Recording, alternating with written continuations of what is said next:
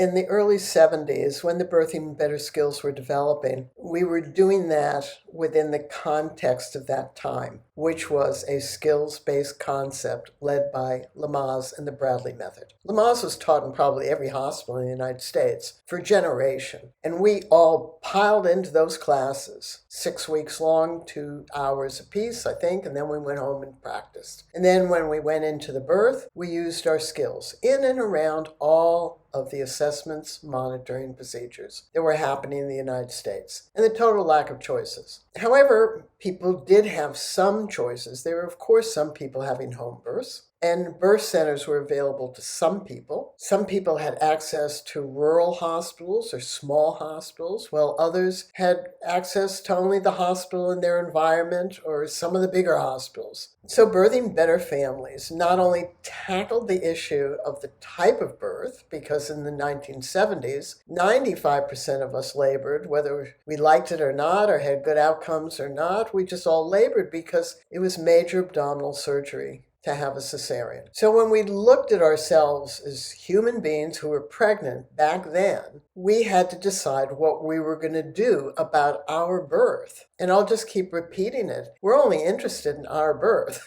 We want our birth to be a good birth. We want to have good memories about the birth of our baby. When we looked at home births, birth centers, small hospitals or big hospitals, the question was, what are we doing? Because the message was beginning to come out that hospital births were not real births somehow, and that home births were the right birth. In the U.S. back then, there were lay midwives, but it wasn't legal in any state. And of course, others were doing births as well, from Vietnam paramedics to obstetricians to GPs to obstetrical nurses. Ina May Gaskin was well known, the farm. And so the question was, are we empowered, or are we only empowered if we have a certain type of birth or a certain outcome in our birth, or whether we've birthed in a certain place, or whether we've birthed with certain people? And this has become even more of an issue now, which are part of the mummy wars. From our viewpoint, this should never have happened. So back then in the 70s, the question was, does the place of birth matter? And the answer is, no, it doesn't. In reality, when we look at the bigger picture, where you birth or the type of birth you have does not matter, because underlying those two factors, along with other factors, is 100% of pregnant women are going to give birth one way or another, and it's an activity you're going to do. So it's not where you birth, it's whether you're skilled to birth. Do you have the skills to work through the activity of birthing your baby? And why does that matter? Well, it matters if you're in the hospital. Like my generation, when we took Lamaze classes, we all pretty much went into the hospital, and we used our Lamaze skills in and around all of the assessments, monitoring procedures.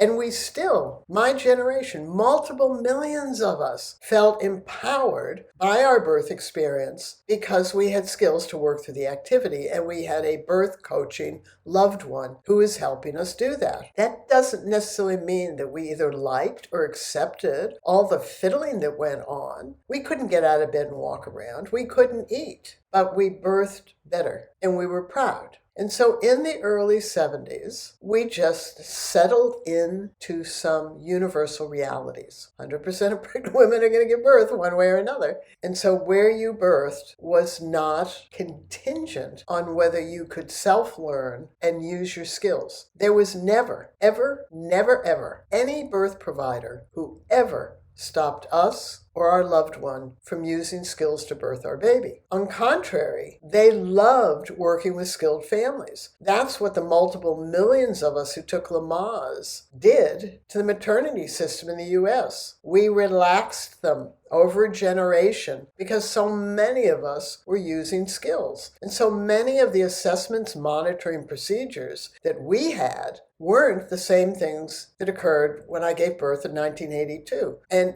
the things like eating and drinking and moving and taking a shower, wearing your own clothes, having a decorated room that doesn't look like a hospital room, a lot of those changes occurred because of the behavior, the skilled behavior of multiple millions of families my age. You can't imagine what it would have been like, and I can't imagine had that not occurred in the US from the 60s to the 70s, this skills-based concept. As we were developing the skills, there is no doubt that some birthing better families that decided to have a home birth, some of them didn't take the skills as seriously as those of us going into the hospital because they just believed that normal, natural, and physiological birth meant that it was safe, it was manageable, it was good, it was simple, and didn't require them to become skilled. Many of them discovered what we all discovered, which is this is an activity. You got to do the work of the activity. It's called labor. It's hard labor. Definitely back in the 70s, if we were going into a big hospital, we had a tendency to want to be more skilled because we had a concern about what that meant. But in the overarching of things, it was just very simple. We resorted back to the universal reality. 100% of us are going to give birth.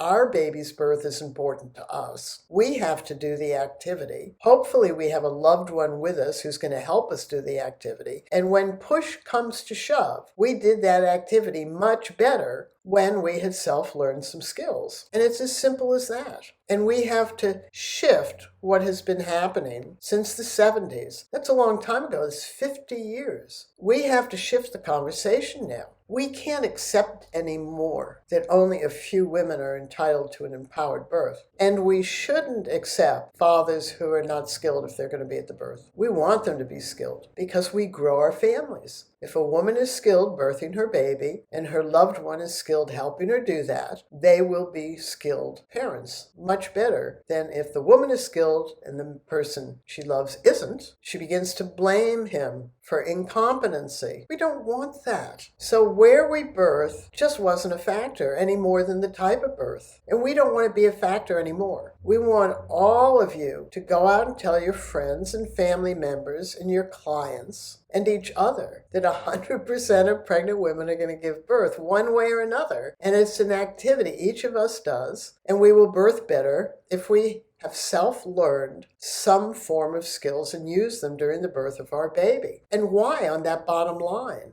If you've watched a few videos, you know why. Because the birth of our baby is important to us. And the memory of our birth lasts a lifetime. So when you look back on your birth, were you skilled? Did you choose not to be skilled because of the place of birth? Do you understand how becoming skilled as a parent is no different than being a skilled birthing woman or a skilled birth coach? It's an activity. We have to do it. It's infrequent, can't replay it, but it's an activity. We have to do it. And so we need to bolster this concept. It's wonderful when women have choices, but most of us don't around birth, and many of our choices change. And we are always wrapped up in the first childbirth concept, which is you never know what your birth is going to be like. And so in some ways, there's really nothing you can do to prepare for it. So for us, prepare for the birth means to become skilled, whether you have choices or not about where you birth, and whether you end up birthing where you chose. When we started developing these skills in the 70s and families were having some home births, a lot of women transferred. Why did they transfer? They transferred because their labors got long and they got tired. And most often when they got to the hospital didn't treat it as an emergency. They just let the woman continue to labor. But when Birthing Better families started to bring skills into their births at a more deep level, as we developed the skills, because it is the families that were demanding a broader range of skills and skills that had more depth to them and were more adjustable and adaptable and sustainable to any circumstance. We did this. And now we're saying it's time for you to start to spread the word. And we have Google. You can do that. When you're thinking about where you're going to birth, you want to always remember it's your baby's birth. You're going to do the activity. And really the only choice that's going to significantly make a difference is whether you become skilled and use your skills or whether you decide not to become skilled and find yourself without skills. That is what's going to make a difference in the birth story you tell and the birth memories that are created. Now I want to talk to you about the fact that where you plan to birth and where you do birth may be different. So what did we do if we transferred from an unassisted home birth or a birth with care providers, or a birth center birth, or from a low-risk unit to a high-risk unit. What happened? What did we do? And that's profoundly where Birthing Better is probably different from all of the skills-based methods. We just kept using our skills. We were anchored in a very deep understanding. This is our baby's birth. We're doing the activity. We can't control many of the factors of that activity. Do you think women in poverty have control over that worldwide? Or a natural disaster that occurs? Or a war? Modern people believe that they can control their lives. And childbirth is one of those areas where we understand we don't often have a lot of control. And so we just used our skills. And that's what we encourage you to do. We never skipped a beat. We never skipped a beat. Skilled, Birthing Better families used their skills. And everybody around them loved working with them.